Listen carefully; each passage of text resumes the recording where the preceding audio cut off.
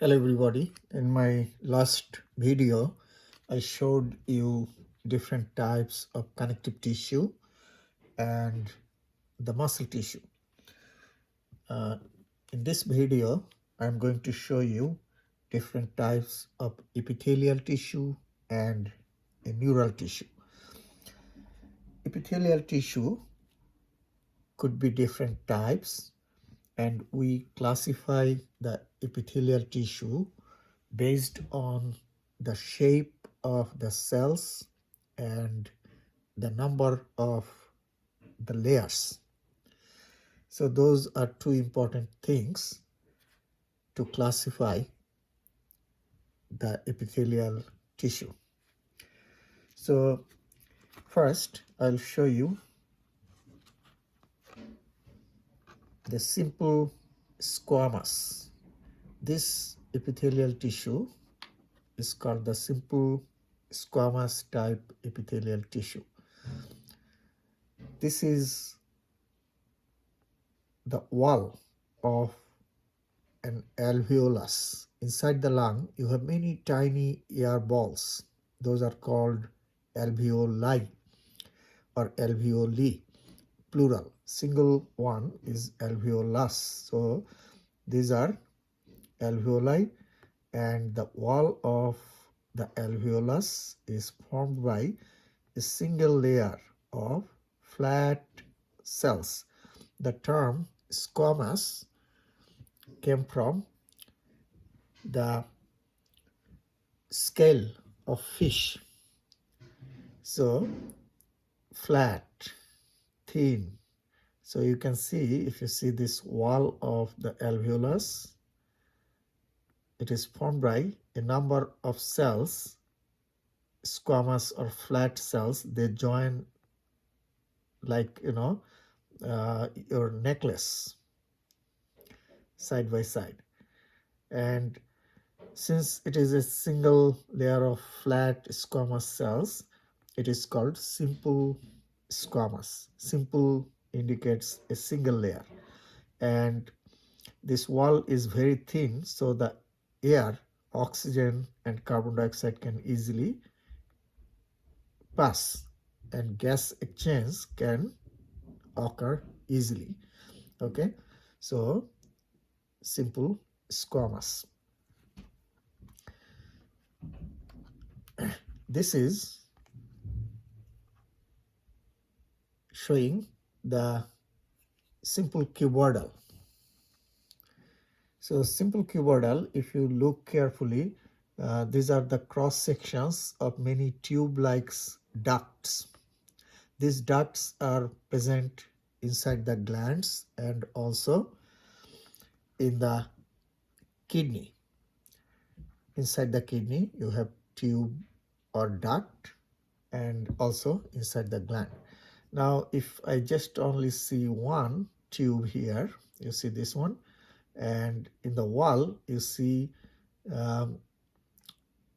you have a single layer of cubical shaped cells. That means the height and width almost same, cube.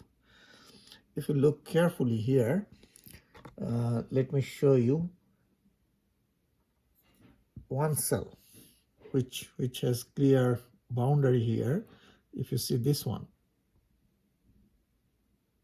has clear cell membrane or boundary, and it is like this. This is one cubical shaped cell, and many others are here side by side. So a single layer of cuboidal cells. That's why it is called simple, since single layer, simple cuboidal. So in the wall of all these tubes, you have simple cuboidal epithelium. And these dark round structures are nuclei of those cuboidal cells. Okay, so simple cuboidal. This one, you see, it is pretty clear, a single layer of tall columnar cells. You can see here a number of tall columnar cells are side by side, and they they have formed a single layer, right? So this is simple columnar. Here this is also simple columnar, and you can clearly see the boundary or cell membrane here like this. This is another one. So tall cells are columnar cells, and when they form a single layer, that is simple. Okay, if the cells form more than one layer, then that is called stratified. Since here a single layer, simple columnar, but if you see more than one layer, then stratified columnar. This is called pseudo stratified columnar.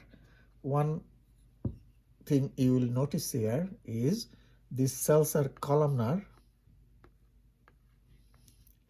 and they form a single layer. However, when you see under the microscope, it looks like, you know, they have formed multiple layers. That's why it is called pseudo stratified.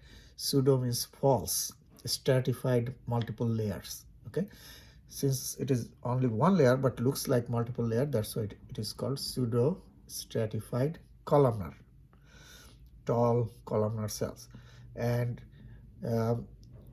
in pseudo-stratified columnar, often we see cilia, soft hair-like structures.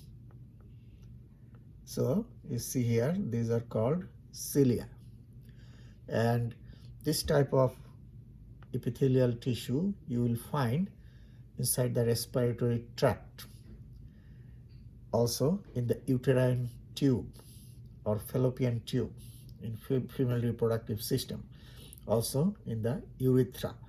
And these cilia help to push the mucus away.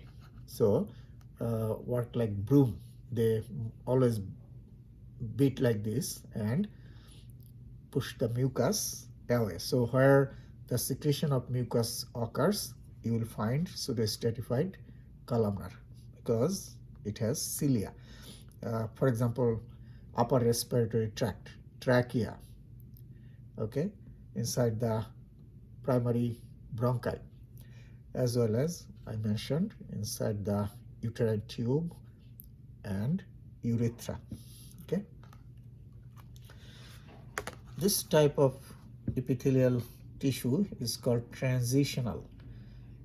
Transitional epithelial tissue changes, the cells change their shape, so it is not fixed. That's why it is called transitional.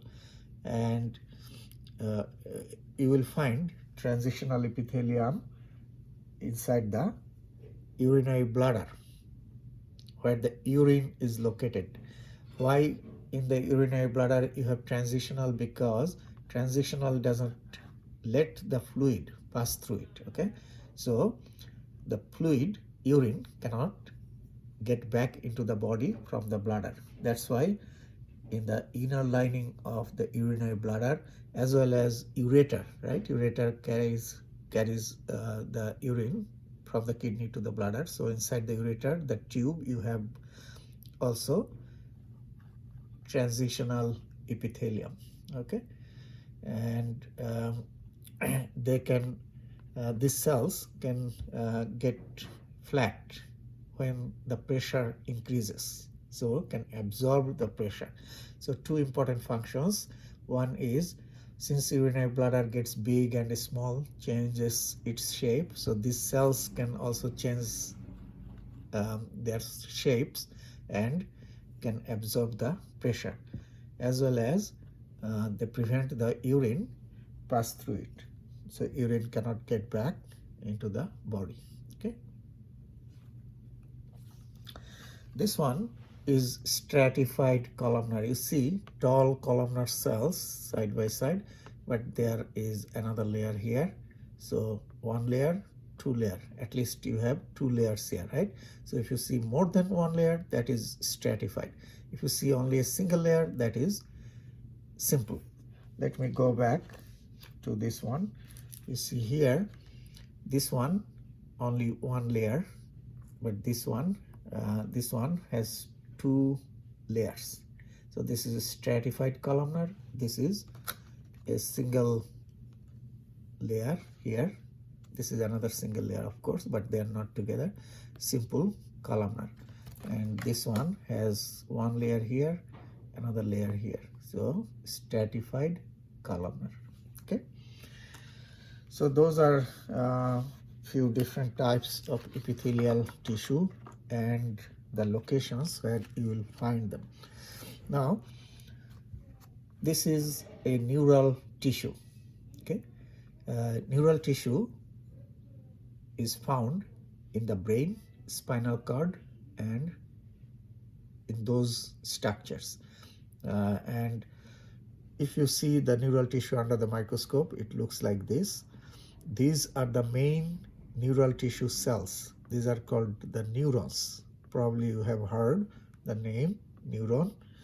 And neuron has a cell body and processes. You see, each neuron has a cell body and then nucleus inside the cell body, and these are the processes, right?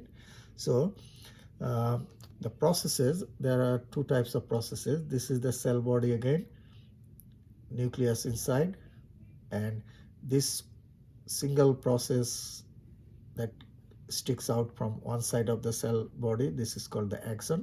And here in the other side you see multiple processes. These are the dendrites. Okay, so cell body, inside the cell body you have the nucleus, here nucleus, axon, and these are the dendrites.